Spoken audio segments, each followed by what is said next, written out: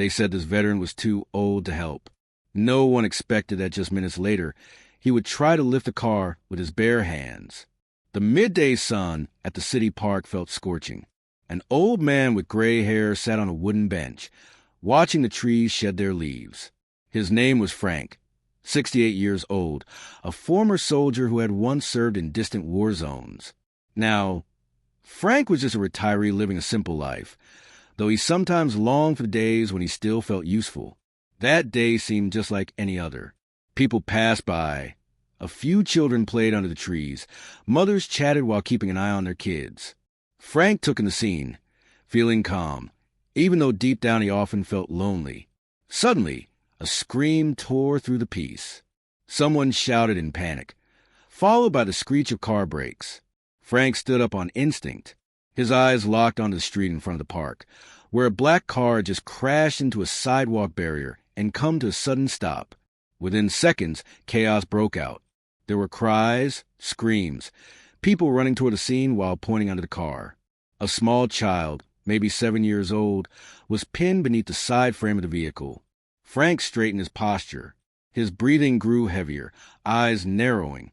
Memories of the past flashed through his mind, of evacuating war victims with his body covered in dust and blood. But now he was just an old man, often dismissed as useless. Some people tried to help, pulling at the car doors, shouting for a jack, but nothing worked. Everyone looked panicked. The child kept crying, his voice growing weaker, as if losing strength. Frank stepped forward, moving closer to the crowd. A few people gave him strange looks. A man yelled, "Don't get involved, sir. You'll just make things worse."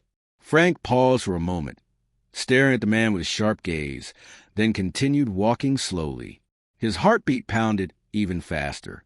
In his mind, there was only one goal, to save that child before it was too late.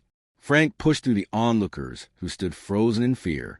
He could see the child's small arm trembling under the edge of the car, the boy's cries turning into broken gasps. The sound clawed at Frank's chest like a knife. He knelt down, trying to talk to the boy, his voice calm even as his heart thundered. "Hold on, kid. Help is coming." The boy's eyes were wide, full of terror, but he managed a tiny nod. Frank looked around. A few men were fumbling with their phones, trying to call emergency services, while others argued about how to lift the car. Someone brought a car jack, but didn't know how to position it. The seconds felt like hours, the child's leg still pinned under the twisted metal. A woman screamed, "He's turning pale. Do something." Another voice barked, "There's no way to move this without heavy equipment." Frank's mind raced. The smell of hot engine oil mixed with the dust of the street, reminding him of the burning battlefields he had survived decades ago.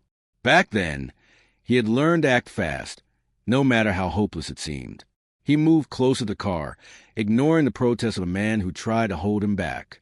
"Sir, please, don't hurt yourself." Frank brushed the warning aside. He studied the undercarriage, tracing the steel beam that crushed the boy's tiny foot. His hand shook a little as he touched the fender, testing its weight. Memories of the army training flooded back.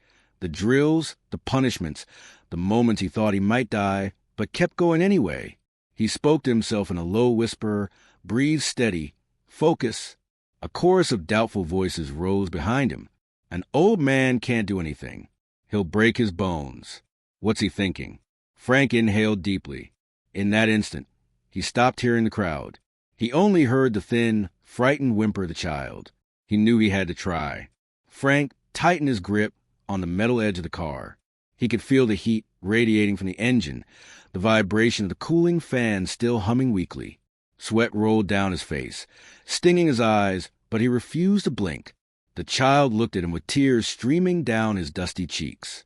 Frank nodded, trying to offer a sliver of hope, even though his own heart was pounding out of rhythm. He shifted his feet, searching for a stable stance on the uneven asphalt. The car was heavier than anything he had ever tried to lift alone. Yet something in him refused to back away. The crowd around him grew louder. One man shouted, "He'll collapse. Stop him." Another pleaded, "Just wait for the rescue team." Frank ignored them. In that moment, the world seemed to shrink down to the child's terrified face and the crushing metal. Nothing else mattered. He tightened his jaw, calling on every lesson beaten into him during those hard years in uniform. Pain is temporary. Fear's a lie. Mission comes first. Slowly, he lowered his knees, locking his fingers under the warped fender. He inhaled, drawing air deep into his chest.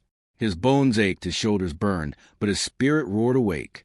Behind him, the crowd fell silent, as if they could sense something impossible was about to happen. Frank closed his eyes for a second, letting every muscle remember what it was to survive, what it was to fight for another life. Then he opened them again, gaze sharp as a blade, ready to defy everything they believed about an old man.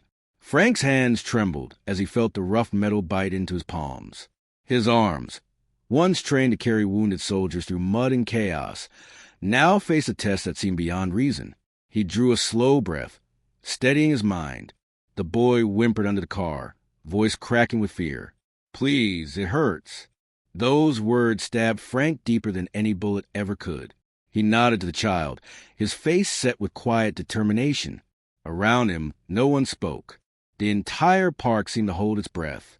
A dog that had been barking went silent. Children stopped crying. Even the wind seemed to pause.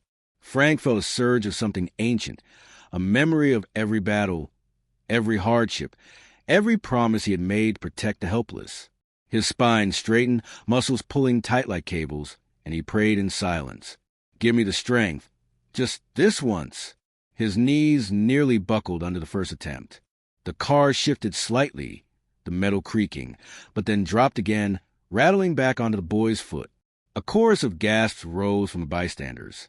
Frank gritted his teeth, refusing to give up. Sweat dripped from the end of his nose, and his arms felt as if they might rip apart the joints. But something inside him still burned bright, an ember of defiance that refused to die. He took another breath, deeper than before. The world around him vanished. There was only the child, the weight, and the promise. He tried again.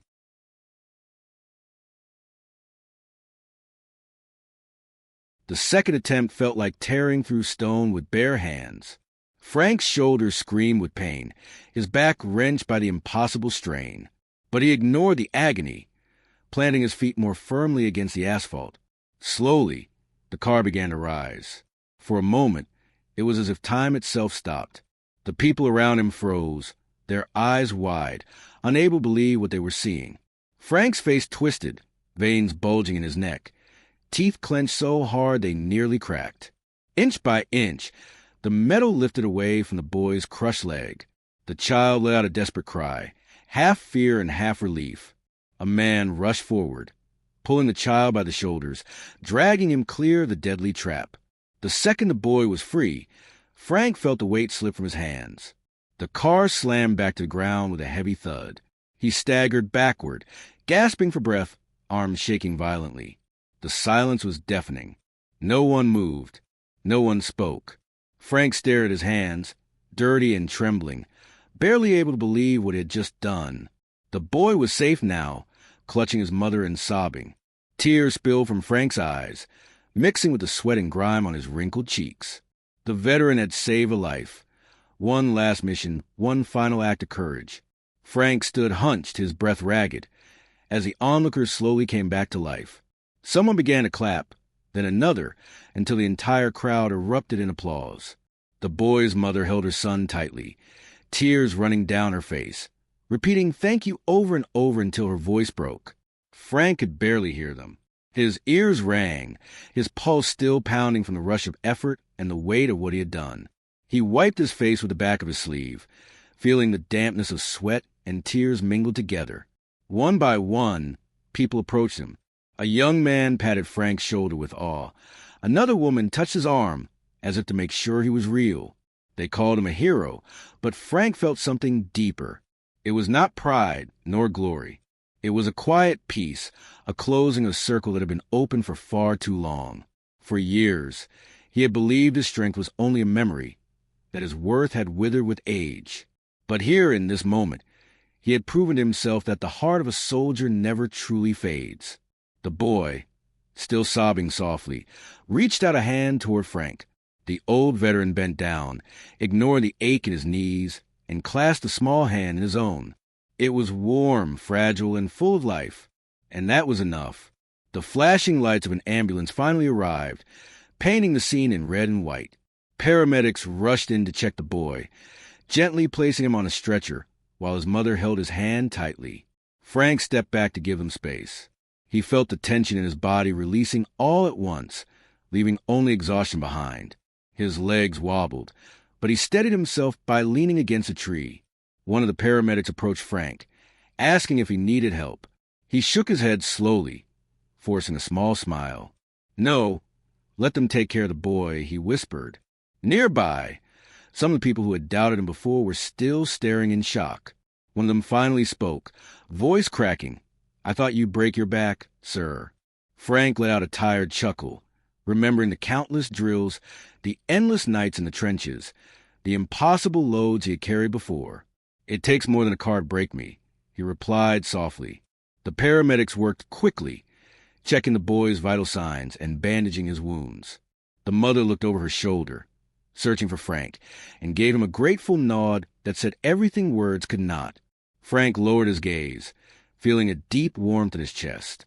He had done what he was meant to do. One more life saved. One more child who could grow up and run again. The wind picked up, rustling the leaves in the park. Frank closed his eyes for a moment, letting the breeze cool the sweat on his skin. The mission was complete.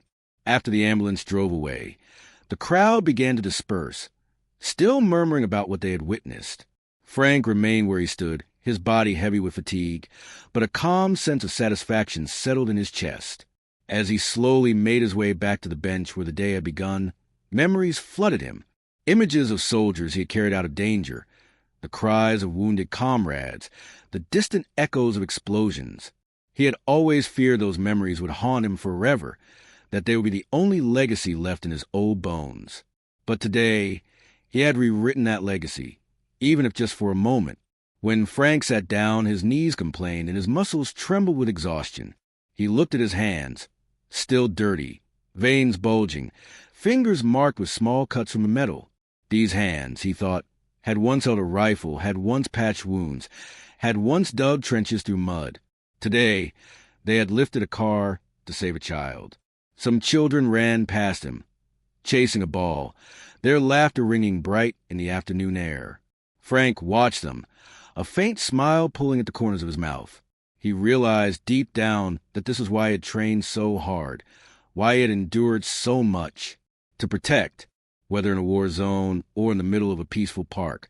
That mission had never left him, and it never would. As the sun began to dip lower in the sky, painting the park in soft golden light, Frank let his shoulders relax for the first time that day. A gentle breeze carried the scent of grass and warm asphalt, mingling with a faint smell of engine oil still clinging to his shirt. People continued to glance at him with admiration, some even with disbelief, but Frank no longer needed their recognition. He had felt something deeper, something he had missed for far too long. Purpose. An old friend from the neighborhood approached him, shaking his head in awe. "Frank, you're a miracle," he said quietly. Frank gave a tired grin. "No, I'm just a man who couldn't walk away," he answered. His friend nodded, placing a hand on Frank's shoulder, the gesture warm and understanding. The echoes of the crowd slowly faded, and the park returned to its peaceful routine. Children's laughter floated through the air. Birds hopped from branch to branch, and distant traffic hummed like a lullaby. Frank sat quietly, absorbing every moment. He felt the dull ache of his body reminding him of age, but it was not unwelcome. It was a reminder that he had survived, and that he could still stand when it mattered most. The mission was over, but the spirit that had carried him through countless battles still burned inside. The heart of a soldier, he realized, never truly grows old. As twilight settled over the park, the last rays of sun slipping behind the rooftops, Frank rose slowly from the bench. His knees complained and his arms still ached from the impossible weight he had carried. But he stood tall. He took one last look at the place where it had happened, the marks on the street where the car had skidded, and the faint stains left by leaking oil. Those scars on the pavement felt like echoes of the scars on his own body, reminders of struggle and survival. Across the street, He saw the boy, now safely wrapped in a blanket, sitting in the back of the ambulance while a paramedic checked him again. Their eyes met, just for a second, and the boy raised a small hand to wave. Frank raised his hand too, a simple gesture, yet somehow it felt like a salute. The boy's mother mouthed words of gratitude, tears still glimmering in her eyes. Then the ambulance doors closed and the siren carried him away. Frank lowered his hand, letting it fall to his side. His heart felt calm, steadier than it had in years. He turned away from the scene, taking a slow breath, then began to walk down the path that led out of the park.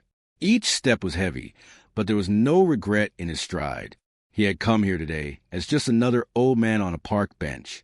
He was leaving as something more, and though the world might soon forget, he would remember this day as long as he lived. For even when the years piled on and the bones grew tired, courage would remain. The mission always was to protect. The heart of a soldier never dies.